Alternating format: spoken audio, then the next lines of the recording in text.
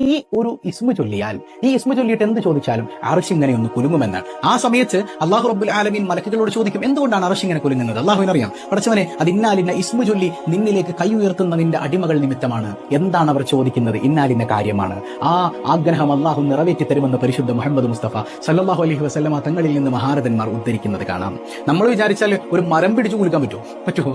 ഒരു നല്ല മരം കുലുക്കാൻ പറ്റും? നമ്മൾ വിചാരിച്ചാൽ വേണ്ട, ഈത്തപ്പനെ പോയിട്ട് നമ്മൾ പിടിച്ച് കുലിക്കാൻ കുലുങ്ങൂലല്ലോ അല്ലേ? അങ്ങനെയുള്ള നമുക്ക് ഒരു ഇസ്മു കൊണ്ട് അള്ളാഹുവിന്റെ ഏറ്റവും വലിയ അർശിന് പോലും ഒന്ന് പ്രകമ്പനം കൊള്ളിക്കാൻ പറ്റുന്ന ഇസ്മാണത്രേ. സുബ്ഹാനല്ലാഹ്. ഈ ഇസ്മു സയ്യിദുന ജിബ്രീൽ അലൈഹിസ്സലാമിന്റെ ചിറകിൽ രേഖപ്പെടുത്തിയിട്ടുള്ളതാണ്. ഏതാഗ്രഹം മുമ്പിലുണ്ടോ ഈ ഇസ്മു ചൊല്ലിയിട്ട് നിങ്ങൾ ദുആ ചെയ്യണം എന്നുള്ളതാണ്. സുബ്ഹാനക യാ റബ്ബി. അപ്പോ എന്താഗ്രഹം ഉണ്ടെങ്കിലും, അത് നിസ്കാരശേഷമാകട്ടെ, രാവിലെയോ വൈകുന്നേരം എപ്പോഴെങ്കിലും 15 തവണ ഈ ഇസ്മു. ഏതാണ് ആ ഇസ്മു?